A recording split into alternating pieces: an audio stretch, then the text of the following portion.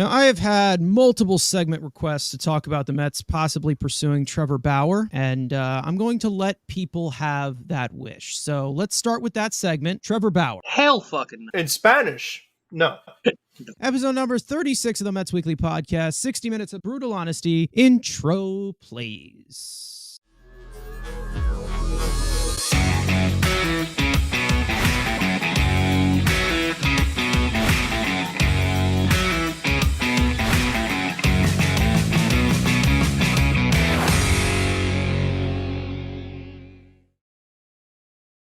So as for our usual house cleaning, make sure to subscribe to the Mets Weekly channel for the premiere of this very podcast every single week. Turn on post notifications for instant live streams regarding breaking news all off season long. Follow us on Twitter, TikTok, and all of our individual links that are in the description. So the Mets have made two notable additions, which we will get into in this week's podcast. We've seen the Mets linked to multiple different targets, multiple different areas for them to fill the roster, but right now we will see how that transpires because they are currently filled. It's a 40-man roster. All of those empty spots, they're all filled in, so we'll see who gets moved out, who gets DFA'd for when they continue to add, because the offseason is still going. Now we're at that 40 spot. Everyone complained at the beginning of the offseason, oh my God, they've got so many spots, and Stearns has worked his magic, went into the dumpster, and this is what you've got, and now hopefully Drew Smith maybe gets DFA'd, because now any other move, we're on Drew Smith watch, where,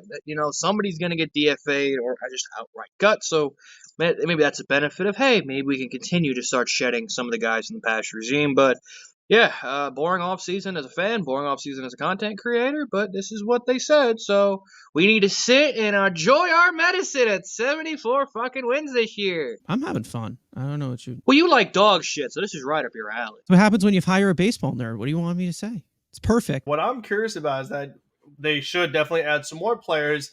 And then who comes off? Do they go the pitching route or do they go with the hitters? Because, when you look at a lot of these guys on here, they are new additions. The Zach Shorts of the world. They just added, Diego Castillo this week. But are these guys like Cooper Hummel and these guys all going to be here for the long run? Or, do they finally get rid of Drew Smith? Do they move on from a last year experiment? Does a guy like Yohan Ramirez stay?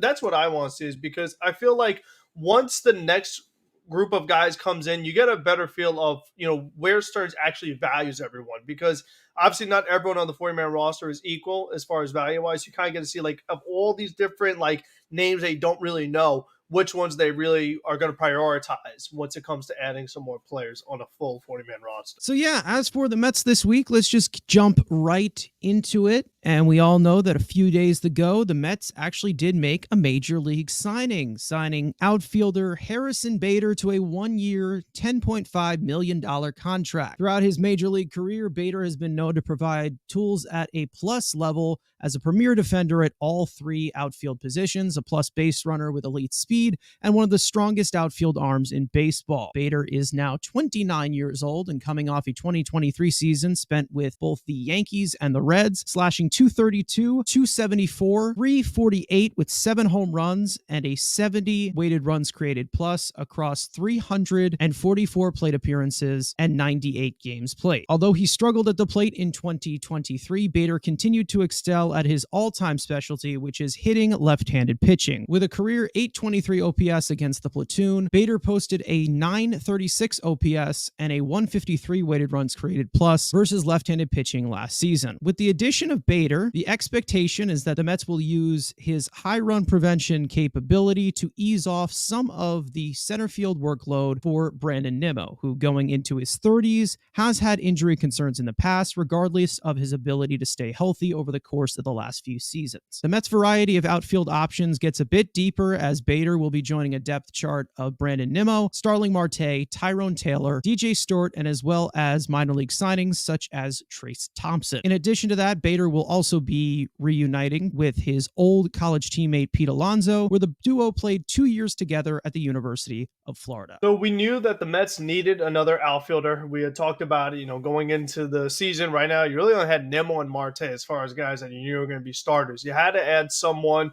There were plenty of guys out there. I thought the Mets could use a nice power hitting left fielder. They went the other way and they went for a center field. They valued defense instead, probably moving Brandon Nimmo over to left field. And I am curious to see how Nimmo is going to play out there in left field.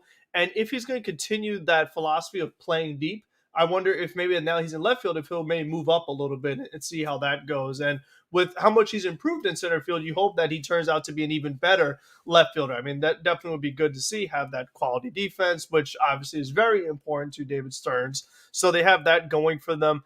I felt that Bader wasn't the perfect fit for this lineup just because of the other question marks that are in this lineup. Are the Mets going to add a DH? Are they going to add a third baseman? And that's the thing that we've talked about as far as, okay, you still would like to have some power protection outside of P. Alonso, have some secondary power sources that aren't either one of the Franciscos when it's not Alonso. You felt like an outfielder was going to be a position where you could get some of that from, whether it be a Teoscar Hernandez, even occasionally, sometimes Jorge Soler could play the corners a little bit. You at least have that offense opportunity. But with a guy like Harrison Bader, who we see him have, a couple of nice moments for the Yankees, in totality for his career, not a great offensive player. And then my biggest critique is just the injury history. I feel like with a team that already, even though you mentioned those other names depth-wise, I'm not going crazy about Tyrone Taylor. I'm not going crazy about Trace Thompson and guys like that. So for Harrison Bader, this is a guy that you're lucky if you even get 100 games out of him. And like we always say, as you get older, it becomes even tougher to stay on the field. So if he does go down yet again, and if Starling Marte has another injury, what does this outfield look like? I mean, because you don't want Tyrone Taylor starting every day. I really feel like that's something the Mets should avoid. I felt that if they didn't already have a injury-prone guy in Starling Marte in their starting outfield, I wouldn't be as against this deal. I just think that for this current team, I don't think he was the right fit as far as who they should have targeted based off of the guys that were out there right now. Do I love the addition? Of course not, because again, we said there's a robust outfield market of actual guys who can hit the ball over the goddamn fence. And you pick a guy who is a run prevention god. Yes, this is all what David Stearns gets off on. And sure, is it nice to move Nimmo, to move him to the corner to keep him healthy? Sure. But again, I don't love putting Nimmo in that homer happy position. Yes, he started to see some power this year, 24 homers. That's not his game. And now you're moving him to a power prolific position. And yes, is it great for his health? Sure. Is he going to be a great defensive? Sure. We've seen this, and we had guys like Juan Lagares and all these guys. Sure. There was too many better options on the free agent market to play that corner position. And hell, even Luke Raley just went for fucking nothing. You could have called Tampa Bay and got that guy, potentially. But again, don't want to make trades because, God forbid, I think David Stearns gets sinned if he makes a trade. So it's fine. Again, it's a major league contract. It's a major league player. It's just how much availability are you going to get out of him? And again, offensively, he's been awful. So, are you going to get maybe a 75 OPS plus? That would be great. But again, like you said, he's good against lefties. If you're doing a platoon, sure. But again, you're Tyrone Taylor and you're still with DJ Stewart. Again, you have guys. I didn't think he was needed, especially if he's a platoon guy. When you had Taylor already here, you should have been prioritizing the goddamn thing we've been yelling about for 35 fucking years. But, David Stearns and his run prevention, sure, it goes away. It's going to be great. So, again, it's a one-year deal. You can't be that mad at it. But, again, there was just better options. But, again, this is what David Stearns wants. First and foremost, when I saw that the Mets signed Harrison Bader, the first thing that I asked was like, why? Like, what was the reason for this? Because, mainly because you just kind of had a lot more of these, like you had a decent amount of these fourth outfield types. All these other little pieces that they've added in here with these tools of run prevention, like we've talked about before with David Stearns. I'd say that the main grab from this, it looks like the Mets, and this is a whole separate conversation, it looks like the Mets are looking to add power within just the DH, and they're not trying to look towards the corner outfield. They're looking at DH options, which kind of limits you a little bit because it looks like, guys like Jorge Soler out there, Jock Peterson, or, any of those guys out there, it seems like they want to play the corner outfield because they obviously want to value themselves as that. It seems like that is what the Mets are looking at. I'm okay with them getting a big power bat at DH if this is what this means. Other than that, Harrison Bader, definitely not the ideal one. This is probably the same way that I felt about Tommy Pham last year. Killing left-handed pitching.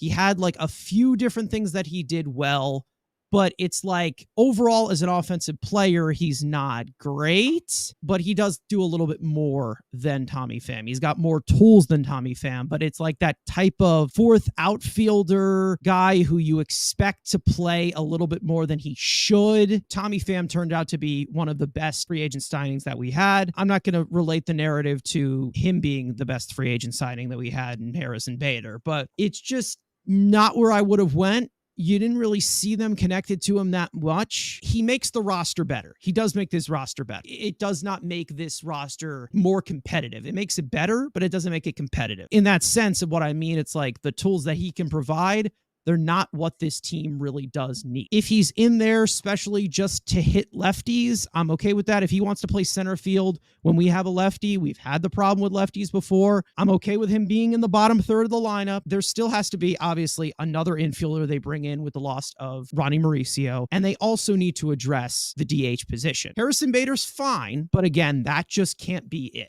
That can't be the main bat that you bring in. I'm fine making the outfield depth even bigger than it was because it was a problem. It's been a problem for a long time. You've had injury concerns, and then you also have Drew Gilbert waiting in the wings to see what he does. And it looks like with this signing of Harrison Bader, it looks like they're going to try to give Drew Gilbert an equal chance in spring training, which I'm glad that they are. But again, that's not a guaranteed piece.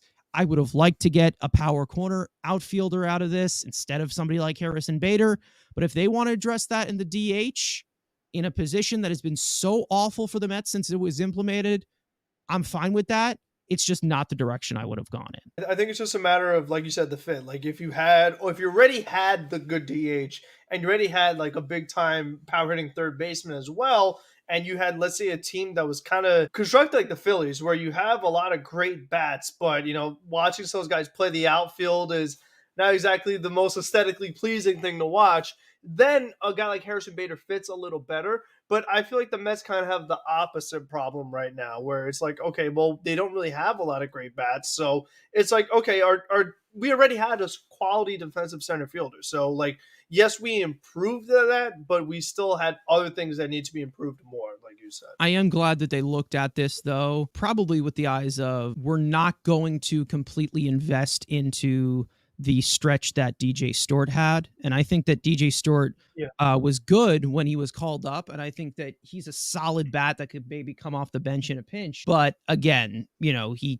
hasn't really proven that much throughout his career. Decent hitting profile, solid power maybe off the bench, but again, he shouldn't be as far up on the depth chart, especially in the outfield sense, considering he's not the best defensive player. We'll see just how good he is against left-handed pitching, because there were times during the season where teams were purposely aligning a lot of their left-handed starters to face the Mets in their upcoming series. So maybe if he could at least help a little bit with that, I would feel a little better with the signing. But again, he needs to be on the field in order to do that. That's the thing that I feel like worries me, is that it's not like, okay, you just have the offensive concern, but he's durable.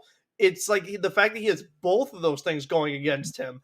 That was what I disliked the most, because, we talk about ifs and things like that. The fact that this guy's the two biggest ifs, I feel like is a little concerning. When you gave him this amount of money to not be a platoon guy, you gave him that money to, in all likelihood, be a starter. And the thing is that, other than the Mets, how often do you face left-handed pitching nowadays? So that's a couple of the other things that I'm curious to see too, about, how much does actually help with the way the Mets have struggled with lefties. I do think that like the ifs can definitely be solved with quantity, and they do have like a decent amount of outfield options. They're not the sexiest, they're not the greatest, but they do have like a few outfield options where they can provide you tools, they can give you some defense, they can somewhat contribute offensively if they're not starting every single day. Obviously, the quantity situation is also another, something that we can talk about with the pitching, of course. It just wasn't where I would have gone. I don't think it's I don't think it's awful, but it's not the best way that I would have gone with it. Having a guy like Harrison Bader, he can help you win ball games. He definitely could. It's like not really a position that they're looking to focus power on, and it's starting to limit a little bit. Like you have maybe third base to replace Ronnie Mauricio, then you have the DH. And that's about it. of all the positions they have pretty much available in the depth chart, plug in some power to. But again, one of the main pet peeves for me, and I've said it all the time, I don't like to be lied to. Stearns has not lied one bit. He's talked about run prevention. He's talked about getting pitching. He has not lied one bit. This is what I was expecting, these types of signings. So I'm not really enraged and surprised that it's happening. Now, David Stearns also made another addition, this one to the starting rotation. The Mets have signed left-handed pitcher Sean Manaea to a 2-year, $28 million contract, which includes a player option after year 1. Manaea is a former first-round pick by the Royals back in 2013, and since his debut in 2016, he has had his ups and downs, establishing himself as a solid mid-rotation arm with Oakland 2016. The 31-year-old southpaw is coming off a rough campaign in San Francisco, where he posted a 4.44 earned run average, 3.90 fielding independent pitching, striking out 25.7% of batters across 117.2 innings pitched and 37 appearances, only making 10 starts and the rest out of the bullpen. At the All-Star break last year, Manaea worked with Driveline Baseball to improve his repertoire, adding velocity with more torso rotation and deepening his arsenal. For the second half of the season, Manaea's new pitch mix included a fastball sitting at 94 to 95 and touching 97, a high-profile gyro slider, and a brand new sweeper in the mid-80s, and a hard changeup with more efficient spin, as well as also adding a brand new splitter, which he has yet to debut. Manaea now joins the Mets rotation that currently consists of Kodai Senga, Jose Quintana, Luis Severino, Adrian Hauser, and the sixth arm possibility of Tyler McGill, Joey Lucchesi, Jose Budo, and David Peterson, who is expected to miss an extended period of time recovering from hip surgery. According to Will Salmon of The Athletic, the Mets are most likely finished adding to their starting rotation, pivoting to the DH and reliever market. Manaea is now the first and only multi-year contract the Mets have given out since David Stearns was hired as the team's president of baseball operations. It's better than Carlos Carrasco. I mean, there's a positive. But again, it's not really saying much. Most pitchers are better than Carlos Carrasco. But it's fine. The ability to opt out, just again, it's kind of a 1-year deal. But if he does have another shitty year, he's going to opt back into that deal and take the $14 million next year. So I'm not mad. It's one of the better options out there. Again, I liked him over some of the older options. So, if this Driveline BS actually works, sure, he turns into, this great, goes back to his Oakland form, be great. But it's a fifth starter, and, hell, even a Trevor Williams kind of swingman role, we'll see. It's fine. I'm not going to lose my shit over this. I like this one more than Luis Severino, because at least there's some upside, where Luis Severino is just garbage, but it's fine. I just didn't love a lot of the starting pitching options out there. Once Yamamoto got signed, and you feel like the Mets have taken that same approach, to go from offering a 12-year contract to now trying to stay in that one, and in this case, 2-year window. I feel like that really says a lot about how they evaluate a lot of the other starting pitchers who just really aren't worth it right now. Like you've said, you haven't really seen the market move for Blake Snell or Jordan Montgomery, these other guys. There just hasn't been too much to like out there. So you're taking a little bit of a gamble with someone like Sean Manaea, who is younger, has a little more upside, with the drive line and things like that. His second half numbers, they're better than his first half numbers. He also spent plenty of time in the bullpen for the Giants this season. But the fact that at least the Mets can do a 6-man rotation now, if that's something that they choose to do. At least they have the amount of pitchers that it's necessary to do it for. I don't think it's a great rotation, but at least they have a rotation now. Whereas before, we're like, who is it? Now at least we know who it is. I still feel like it could be upgraded, especially at the top. I feel like, okay, you have your 1. You have a few guys who can make a case for a number 3, like Quintana. He can make a case. Severino at the 4, Manaea at the 5, Hauser at the 6. Like, that sounds good. I just feel like they're missing at least a number 2. That's the one thing I really would like to see them get. And they don't have any name one crazy, but I feel like just another guy who's got a little more, gives you some more innings and things like that, and could just kind of more consistently is not giving up a ton of runs, I feel like would have been ideal. But for Sean Manaea, I do wonder how they're going to go about as far as, who is that 6th man. If it is Tyler McGill, do you put Joey Lucchesi in the minor leagues? Does Sean Manaea do a little bit of starting and relieving? And you have, if McGill does have like a really good spring training or something like that, and you have Hauser in the rotation, or does Hauser become the long man?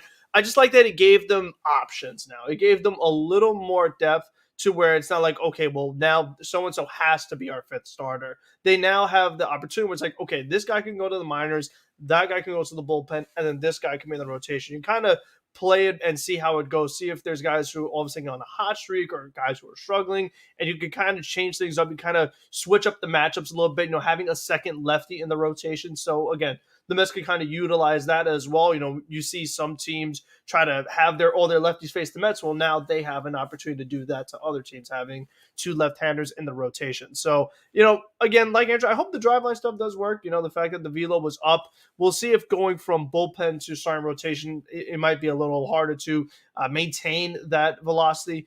And the other thing is with Sean Manaea is that he wasn't working deep into games when he was starting. So that kind of feels more of what a true number 6 starter is in the 6-man rotation, whereas a guy that, okay, he gives you the 4 to 5 innings and then the bullpen kind of takes over. So that's why I still feel like a guy like Jordan Hicks or another one of those guys who kind of give you those multiple inning relievers would be a really, really nice fit for this team that they could use. I feel like that's kind of the glaring weakness of this pitching staff right now is they don't have that, nice middle reliever that could kind of do the 6th, 7th and set it up for Diaz, and hopefully Lopez can kind of bounce back and be the 8th inning guy. But I feel like that would be a very nice compliment if you are going to be having a 6-man rotation. Yeah, I'd say that there is some concern with the possibility of Manaea going back into the Mets starting rotation after just pitching out of the bullpen for a majority of the season last year. But that is the magic of a 6-man rotation. You have that extra piece of rest. They're able to pitch at more max effort. They're able to pitch and utilize their talents a lot more with a 6-man rotation with that extra day of rest. You also have that kind of extra long reliever type of guy, which Sean Manaea was last year. And you also have that matchup advantage too. If you care about the lefty-lefty, this is a huge strikeout pitcher from the left side of the mound. He could be a reliever if you need him to be a reliever. This is a 6-man rotation type of pitcher right here. After what we saw last year with him going out of the bullpen, adding velocity, this is the perfect 6-man rotation guy right here. You can put him in the bullpen on maybe some short rest, and then you can give him the extra day of rest to throw at this max effort that he has elevated to at 97 miles an hour, 96 miles an hour with a fastball, adding a splitter. This is the perfect fit for a 6-man rotation. I think I'm a little bit higher on this than both of you guys are. I'd like to see the Mets just go with quantity because they've just, once again, relied on so many older guys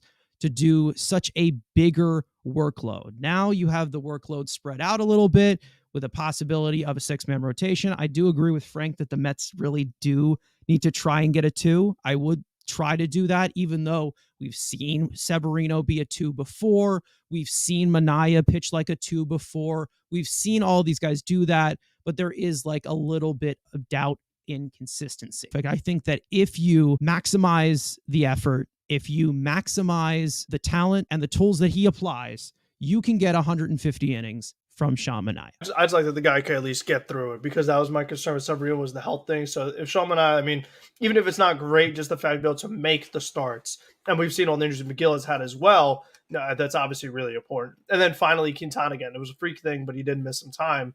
You do need at least one of those guys outside saying that could be there for you every 5 days. And Hauser's been durable too.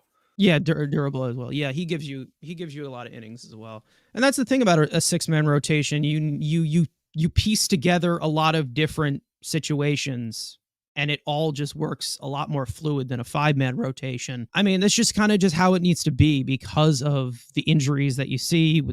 You can get the most out of more pieces. Out of a 6-man rotation, you can see some replaceable pieces as well and plug some in. You have some prospects as well that maybe if they do impress in the upper levels of the minor leagues, you can maybe give them a start. There's a few, that will be in AAA. Maybe it is Lucchesi or Budo or McGill. Obviously, I would, in my opinion, trade for one of somebody like Cease or Luzardo or Peralta or Keller or something like that. A young, controllable piece that you can put at the top of your rotation to pair up with Senga. So when we're talking about the number 2 pitcher, even though that guy might not be there in free agency for this season, you can make the case that the guy is there for next season. And I feel like the guy that would fit Yeah. that is Brandon Woodruff, because we've seen Woodruff pitch like a number two. He's out there. You could get him on a deal very similar to what you just gave Sean Manaea AAV wise. And then next season, let's say Sean Manaea does opt in or whatever, and he had like an okay year. At least you have something that's like, okay, you have Senga, Woodruff, Manaea, and then let's say Hauser. Okay, it should be relatively cheap, but you're going to lose Quintana too. Yeah, like but again, you kind of fill in another event, but you can make a similar rotation while having a number two at not a number two cost for next season. So that's what I'm saying. You slowly like kind of fill it out and build the arms, and like you just have that upgrade wearing for you. Which again, if Stearns is so into I want to build like another Milwaukee, and you make the trade for Hauser, Tyrone Taylor, it's crazy to me that they haven't gotten Brandon Woodruff, honestly, because like that's literally one of his Milwaukee guys. Unless he feels that his arm is just not going to recover and he's not going to be the same guy. He's right there. I just don't think there's going to be really that much mirroring of Milwaukee as people think he's going to. Like, I don't think that Stearns is treating like a small market team. I think that he's just looking at this current situation and understanding the type of predicament that the Mets are in right now. I put this out on Twitter. I said Stearns is literally using his balls instead of just Cohen's money. What Epler did. I mean, he just literally just threw money at every situation, did not provide any depth. That's what he did. Oh, yeah, and it worked out fantastic for you, didn't it? We won 101 Look at your damn payroll. I'll take that again. Yeah, exactly. Let's do it a third time in a row. Because third time's a charm. Exactly. Right now, it's kind of just better to take bets on trying to catch lightning in a bottle right now. Trying to catch, bringing in like these younger pieces that are on the cusp of breaking out, or on the cusp of bouncing back, or on the cusp of staying healthy in a six-man rotation. I mean, we have gotten reports that the Mets are tied to a guy like Brandon Woodruff, and I'm sure we are going to probably talk about this in depth, like maybe, I don't know, next week or the week after that, because there are still other pieces out there that I'd like to see the Mets pursue, but if they are done here, I'm fine with this.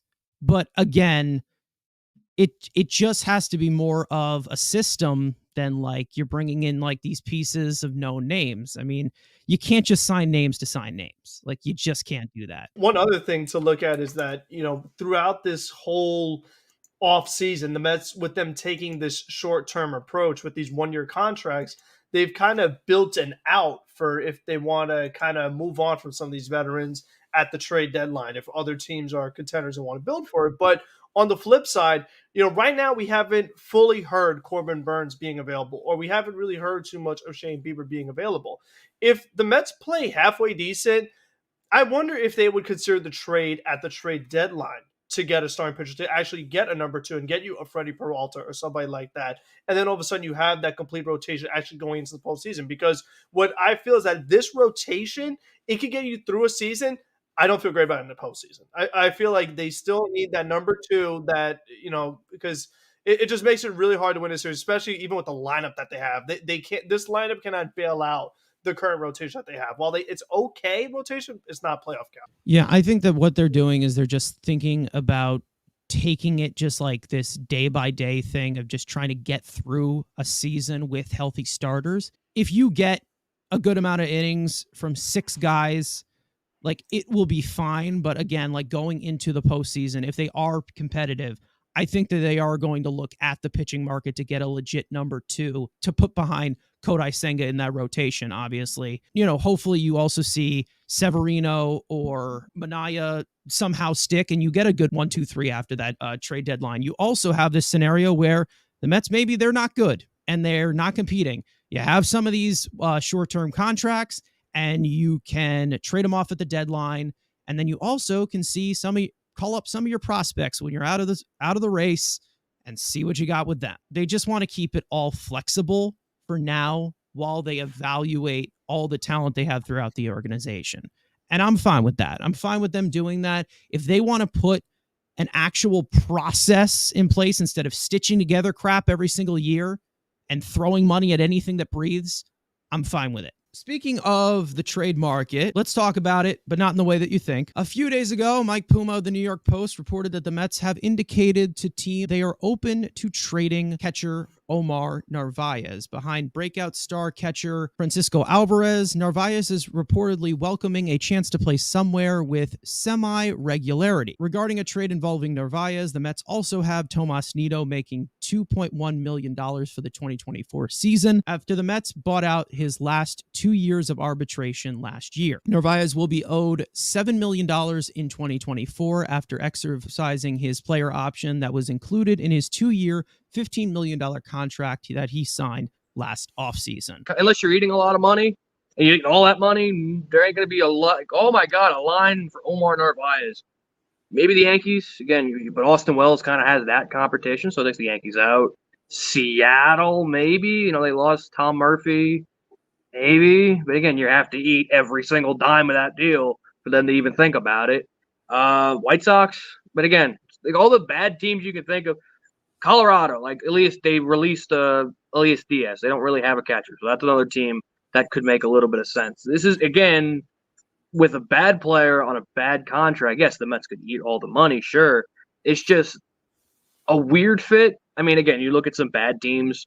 Maybe Cleveland, too, is another team maybe you can look at. It's like, hey, you eat $7 or $6.5 million. You can maybe get them to discuss this point. Again, coming off a bad year with a bad deal, there will maybe somebody, again, this is maybe even a spring training thing, that this is, let's say spring training, somebody comes in with a starting catcher, gets injured in spring training. I don't think this is happening anytime soon. This would be kind of a wait in spring training, somebody gets hurt, and then, the Tigers lost Eric Haas, or whatever the hell his name is. They need a catcher. The Mets pay the money, they could take Narvaez off their hands and get an everyday catcher again. So I'm not expecting anything soon. I can understand from the Mets' perspective and Omar's perspective side being like, I want to play baseball, but obviously Alvarez here, even though catcher shouldn't, he can still get some playing time. Obviously Alvarez getting the majority of it, but again, if he wants to get out of here, as long as it doesn't become that big of a distraction, you can hold this off to spring training and then just kind of wait to see if maybe an injury for a team chops up.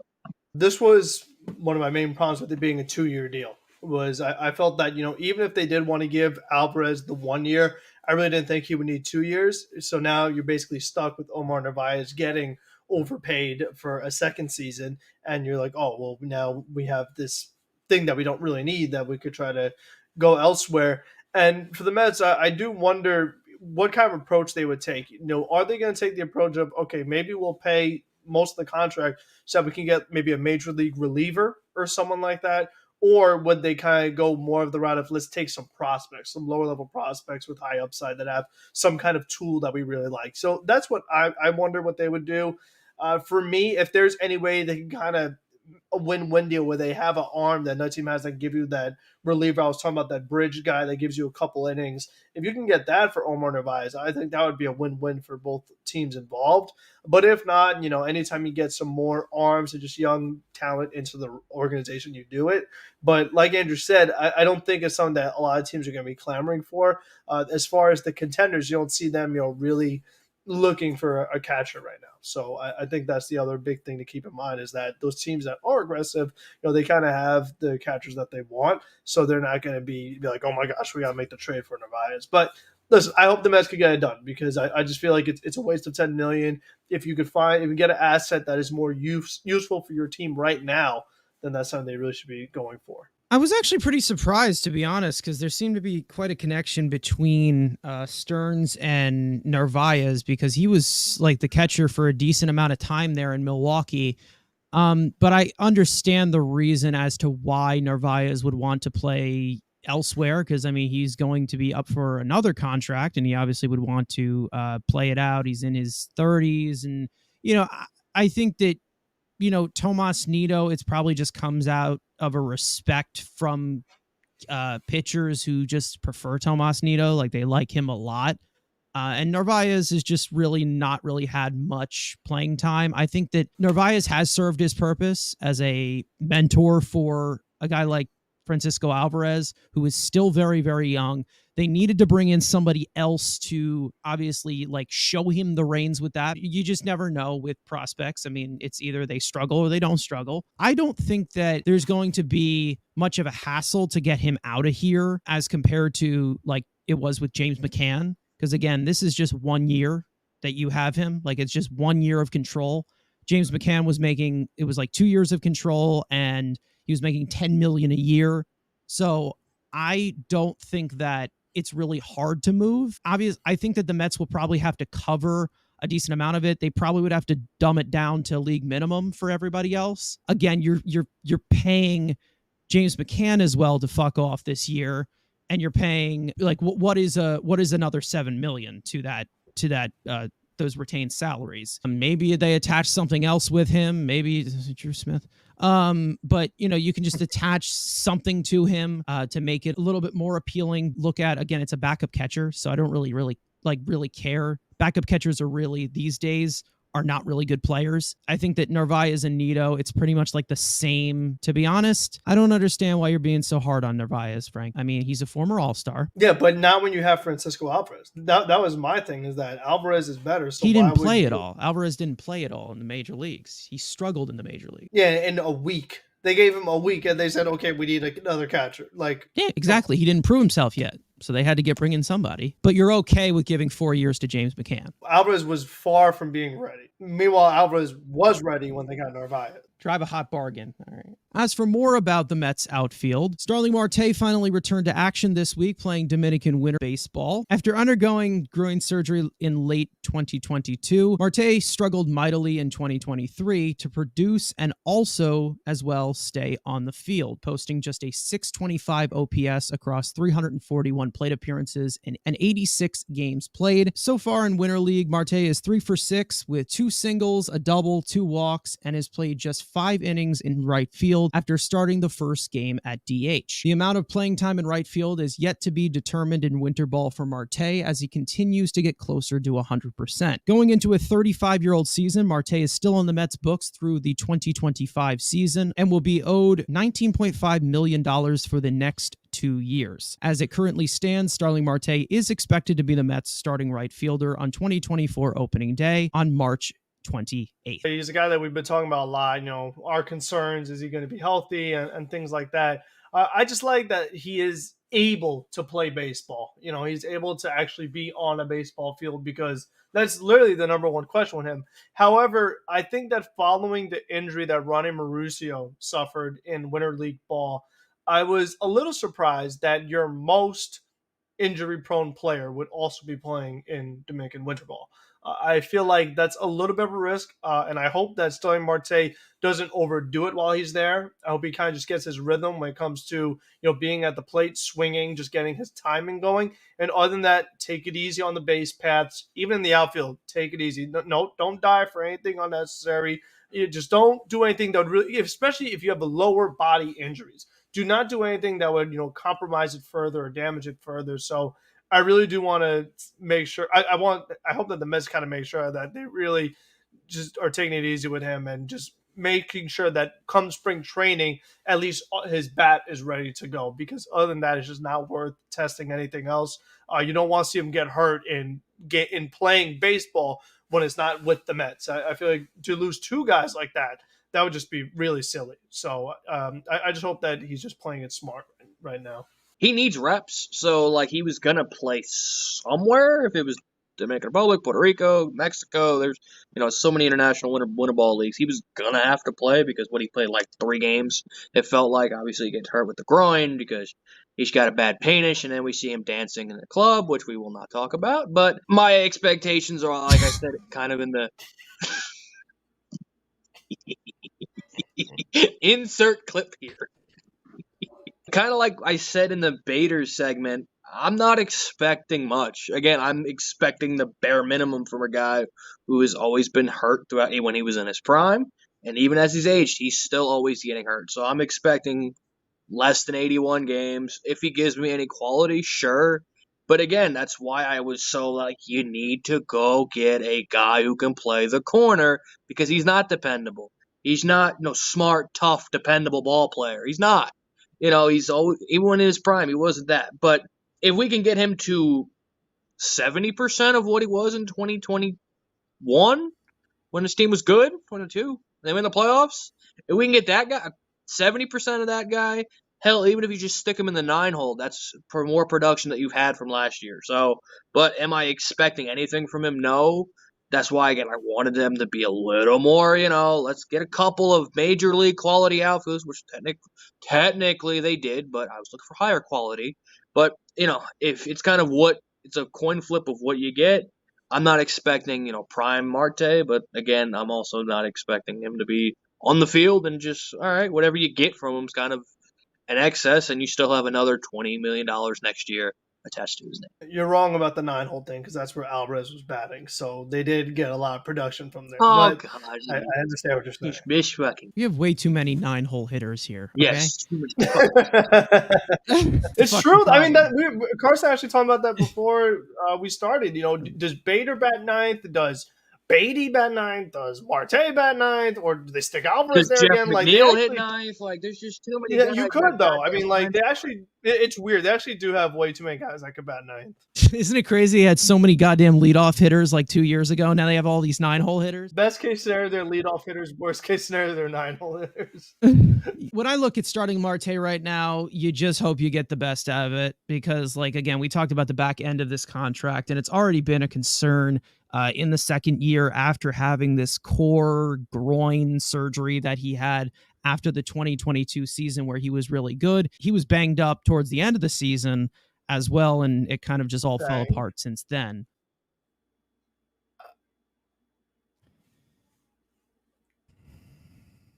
This man is trying so hard not to laugh right now. You can just see his face. I just want to get it done. Okay. I mean, I understand Mets fans being concerned about this with the PTSD of Diaz and Mauricio both going down in games that are not played in Mets uniform and also not played during the Mets regular season. But in this case scenario, Starling Marte has to play. And he just has to rehab during the offseason. And it'd be nice to see him actually play baseball games instead of just rehabbing himself and seeing what production it is. I understand the Dominican Winter League. There's not much competition there, but it's good to just see him play baseball. Dude, you got Abraham Almonte as the fucking star player there, okay? He had a bloop double off of Fernando Rodney. All right, just shut up. I'd like to see him play because, again, even before all of these injury concerns started off with Marte in a Mets uniform, we still had these ding-ups and these slowdowns in spring training. We're like, oh, Marte is not going to play until week 3 of spring training. Okay, great. And we just did not know what was going on with him. And then we also had the concern with Nimmo taking kind of a rest and everything. I mean, there was tons of stuff with that. And again, I just want to see the guy play baseball and see what he's got. I'm not expecting him to be great. But to be honest, you just said 70% of what if we can get 50% of what we got from in 2022, because he was great in 2022. He was one of our best players. But if we can just get 50% of that after recovering from multiple injuries that he has had, we've talked about this before. The Mets need to look at Marte as a non-factor. And to be honest, after this addition to Harrison Bader and how this outfield is looking, you better hope Drew Gilbert breaks out in spring training. But yeah, it's good to see Marte at least playing. And it looks like he's near 100% running, it looked like, in the limited clips that we saw from him. If he can have an earlier spring training than everybody else with the health concerns he has had, I'm on board with that, especially with it seems like what they're kind of banking on with him out of all the outfield additions that they have made. We'll see what happens. Again, honest to God, I really hope we see Drew Gilbert break out in spring training, so maybe we get a little bit of that, but again, this is a prospect. I just don't like banking on it or plugging it in. And I think that if Starling Marte did not have the injury concern and the concern of the contract and everything like that, I probably would like the Harrison Bader edition a little bit more. So now that brings us to the questions that you guys sent to us. For those of you who don't know, if you want to ask a question of your own, click the link in the description, fill out our form with your Mets related question along with your name, and it could be featured on the next episode of the Mets Weekly Podcast. This one comes from Tyler K. Will Blade Tidwell make the major leagues this year? Andrew, last week you said that Tidwell was the Mets' best prospect. You gave him a huge torch. Do you see him in the major leagues this year? I'm going to go no, because I'm trying to be conservative and not kill him right away. If this team is injured to hell, which we expect, I think there's a shot. But I think you could put the guys like Scott and even Dom Hamill ahead of him because those guys have had some at least upper level, more experience in the upper levels, and obviously you've got the Budos and Lucchese's again. So it would have to go through, a normal Mets season. So by mid-June, everybody's dead. But if everything, let's say, doesn't break in the system, I wouldn't like to see him. Like, let him just, again, he was an older draft. He came out of college, correct? I'm pretty sure he came out of college. Yeah, Tennessee. So, I wouldn't try to kill him right away. I mean, if you're telling me it ends of September and like they've had an awful season and just boost some ticket sales and like let's say give a kid a shot. Sure, I think there's a shot of that, but if let's say everything goes relatively normal to a normal team, I'd say next year is when you would probably see Blade. But again, with this organization, who the hell knows? He might be the freaking number 2 starter by mid-May. I'm also going to go no. I think one of the reasons why is because the Mets have added a couple guys. Talk about Manaea, guys like that. I feel like he's not like the next man up kind of thing. The other thing to keep in mind is that Christian Scott pitched better than him, so I feel like Christian Scott is ahead of him. I think Mike Vassell, he pitched better than him as well. When all three of those guys were in Binghamton, Blade Tillwell was the worst of them. There wasn't as much of an improvement going from Brooklyn to Binghamton. So I think based off like Angela, unless there's a ton of injuries, I think that there's a few guys ahead of him, even within the prospects, that he wouldn't be the guy that gets called up. I feel like you have a better chance of seeing a Christian Scott or a Vassell. I'm actually going to say that he will be here, but it's going to be later. Way later. The only possibility I think is if they sell at the deadline, you're going to see some of these guys get their shot in the major leagues. Again, Blade Tidwell is going to come into a 23-year-old season. He's young, but not too young. Like, you could see him pitch at the major league level. And this could be like one of those breakout years where he does start off in Double-A, gets a little bit in AAA, and then I'm hoping that there isn't a scenario where we do see him. I kind of want to see him next year. Again, you have to think about the worst case scenario. If they do sell at the deadline, I do think that Blade Tidwell will get a shot to pitch at the major league level. I think that you're going to see Vassell and Scott first. I think you'll see Hamill possibly. Tidwell is definitely on the list. He's definitely on the list for a seller's Mets team towards the end of the season, in September or something like that. He's that type of profile of prospect where it's like Ronnie Mauricio, where he was called up as September call-ups. Like, he's that type of profile of prospect. So I wouldn't rule it out, but I'm hoping there's a scenario where he isn't up here. But I would not rule out the possibility of him coming up and getting, 1 or 2 starts at the major league level towards the end of the season. So now it is time for my top 5, my list, my opinion, which was originally called Carson's Criteria in the old live show that we used to do. I give out a list of a category, in my opinion, explain my reasoning as to why. This time I'm going to do top 5 free agent relievers for the New York Mets. It looks like that is one of the areas that they have yet to look at as much. They might add 1 or 2 left because, again, we'd like to push Drew Smith down the depth chart as far as possible. Start off with number 5, Lou Trivino. After missing all of 2023 due to Tommy John surgery, the Yankees non-tendered Trivino earlier this offseason. Back in 2022, Trivino was a tale of two halves. After a tough start in Oakland, he was shipped to the Yankees in the Frankie Montas trade, where he posted a 1.66 earned run average, 3.34 fielding independent pitching, striking out 23.7% of batters in 21.2 innings pitched. Trivino is a hard-throwing right-hander with the kitchen sink, a four-seam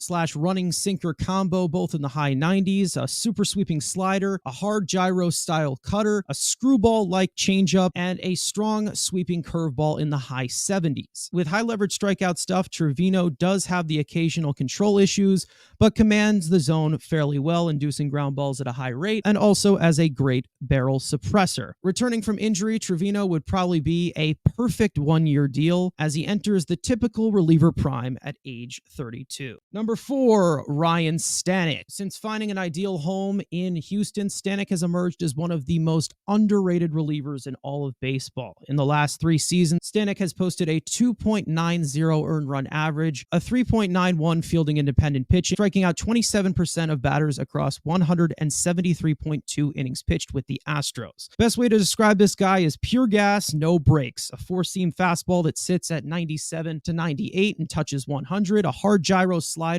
with RPMs near 2,500, and a high 80s to low 90s splitter with extra late break. Although he does have some control issues, which has improved while he was in Houston, Stanek's ability to strand runners from the stretch at an 80% clip is very redeeming. If the Mets were to sign Stanek, he would easily slide into the 8th inning role, giving you a dangerous back-end unit with Brooks Raley and Edwin Diaz. Also, this guy's energy is unmatched. He runs on adrenaline. He belongs in New York. Number 3, Shintaro Fujinami. After signing a 1-year deal with Oakland last offseason, Fujinami really struggled, posting a 14.26 earned run average in 17.2 innings pitched as a starter. After moving to the bullpen and being traded to Baltimore, Fujinami was a lot better in a total of 61.1 innings pitched in relief. Although the results have been rough, the upside is still there at age 29 for Fujinami. The hard-throwing right-hander harbors a 4-seamer sitting at 97 and 98 that touches 102, a high 90s gyro action splitter, a low spinning cutter in the high 80s, and the occasional sweeping action slider. Even though it has improved, there has been a huge problem with Fujinami regarding empty velocity and inconsistent pitch shape. But with a fantastic foundation of weapons, there's a strong possibility that whatever team signs him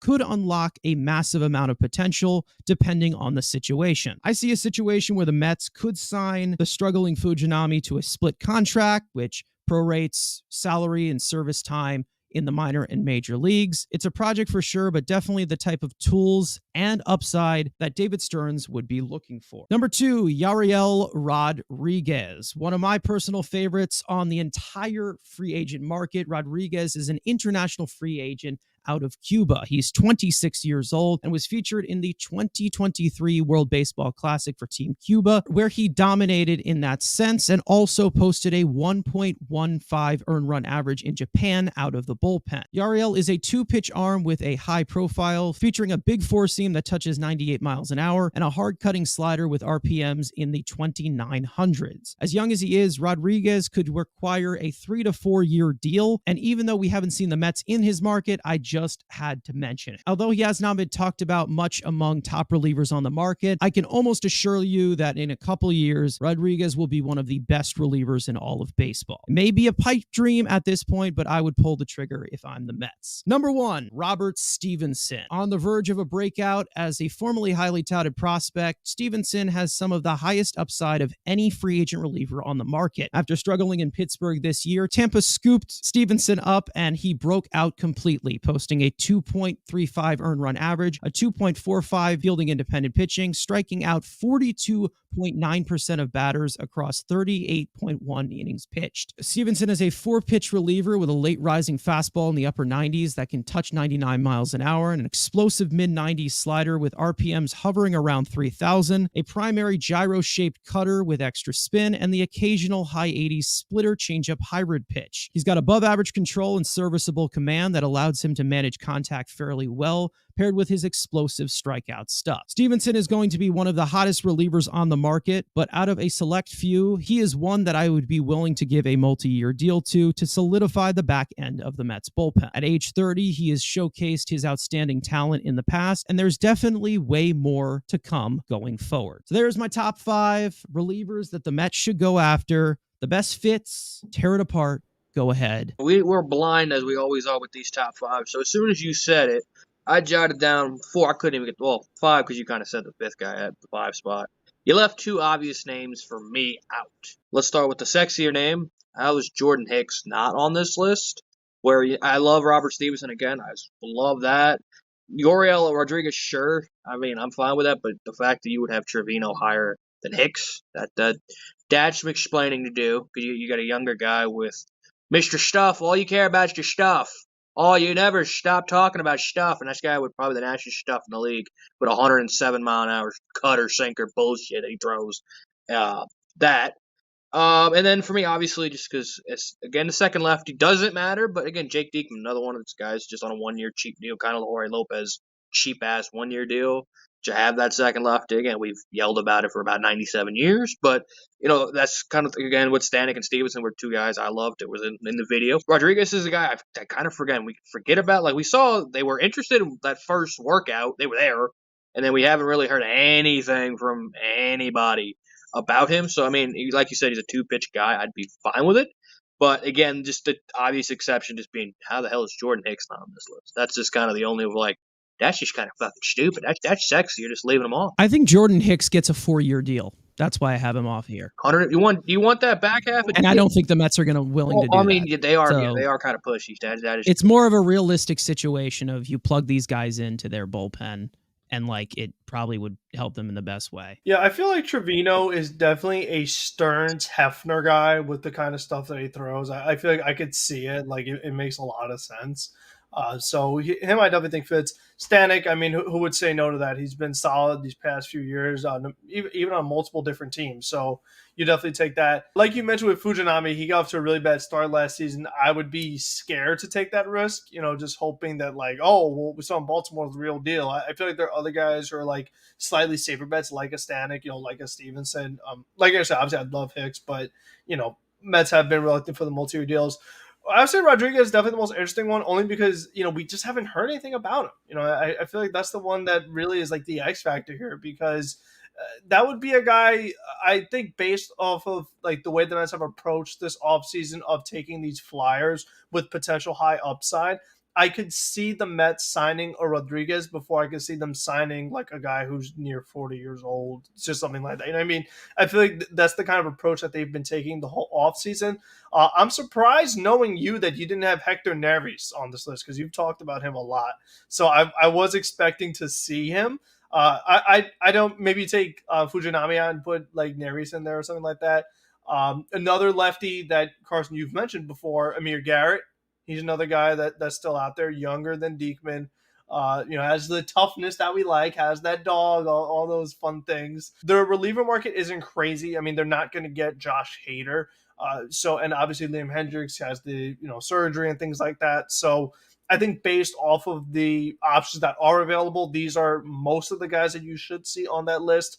Like I said, there's a couple of things we do slightly differently, but for the most part, I do agree with some of these. I think Trevino and Stanek are probably the two guys I feel like are most realistic, and I feel like would be good fits for this bullpen for sure. I mean, some of the guys that you guys just explained, Daenerys and Jake Diekman, and I just went with these guys cannot be older than 35 years old. That's literally what I went with, because it's just like when I'm seeing the back end of what the Mets have been relying on, of Ottavino, who's 80 years old, and Tommy Hunter, and all this crap, David Robertson, all this Brad crap. Hand. I mean, listen, they're good pitchers, but like we've already seen the best of them. Like we can't really see them raised to another level. I think that all five of these guys, the best is yet to come for them in their career. And I think that, catching lightning in the bottle is probably the best way to do it with relievers, obviously, because they're just so finicky in a way. Overall, like Shintaro Fujinami, I think that this is like just like a perfect situation. But again, it has to be like a split contract or a minor league deal or something like that. For them to get him completely getting going, because there's still a lot of things that he would have to work out to be a dominant type of reliever. Yeah, I was going to say, I mean, there is the possibility that the Mets might have their second lefty.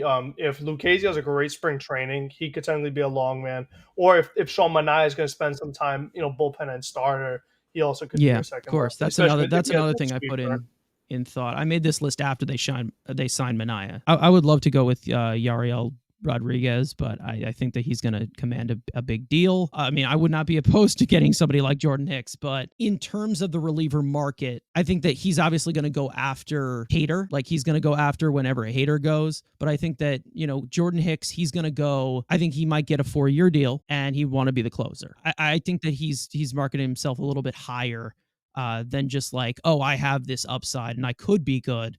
But like, we've seen what Jordan Hicks can do, and I don't many teams that hesitate on that who actually need relief pitching. Your rapid fire stories for this week: former Mets infielder Luis Guillorme has signed a 1-year, $1 million deal with the Atlanta Braves. Guillorme spent more than a decade in the Mets organization before being non-tendered by the team earlier this offseason. Mets prospect Ronnie Mauricio has officially undergone ACL reconstruction surgery after sustaining the injury during a Dominican Winter League game. With the typical return timetable at 8 to 12 months, the 22-year-old Mauricio will most likely miss the entire 2024 season. The Mets have claimed infielder Diego Castillo off waivers from Arizona. Castillo is 26 years old and posted an .840 OPS in 556 plate appearances for the Diamondbacks AAA affiliate in 2023. The Mets are expected to sign 2 top 50 international prospects this offseason: 5th overall ranked prospect catcher Giovanni Rodriguez, and 43rd overall ranked prospect outfielder Edward Lantigua are expected to sign when the class signings are eligible on January 15th. The KBO's Samsung Lions have signed former Mets pitcher Denyi Reyes. Reyes spent all of 2023 in the Mets organization, where he pitched just 19.2 innings at the major league level. Parting words for episode number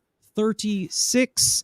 Jerry Koosman, the legendary number that is retired, and one of Frank's favorite managers all time, Mickey Callaway. Yeah, one of my least favorite relievers, Sean Gilmore, because the Mets would bring him in to face Bryce Harper and he'd get robbed. I'm just glad the Mets signed some guys to major league contracts this week. We've been talking about, sign some guys, get a rotation guy, get an outfielder. They did that. Manaea, we're okay with. Acevedo, like we said, not our first pick, but at least they are signing some guys. Now it's a matter of let's get that bat, whether it be at DH or third base, and then fixing up the bullpen, and then we'll see what happens. But at least we're starting to get a little bit of a better idea of what this team is going to look like as far as who's on the roster. We're getting closer to spring training. I guess we're going to see who they see some more excess fat, because if they decide to do anything else, somebody's got to go off the 40-man, and there's a couple guys that we can point to just get him up out of here, and we'll see what other stuff he can pull out of the treasure chest of the Dave. I'm happy in the direction that they're going in. I'm happy what they're doing, to be honest, because this is what they needed to do. They needed to take a step back after what they did the last 2 years of just throwing money at anything with a pulse. Again, like I've said before, if you did not want an offseason like this, don't hire Billy Epler to do the GM job. But other than that, let's go Mets. We'll see you guys next week for episode number 37. Peace out.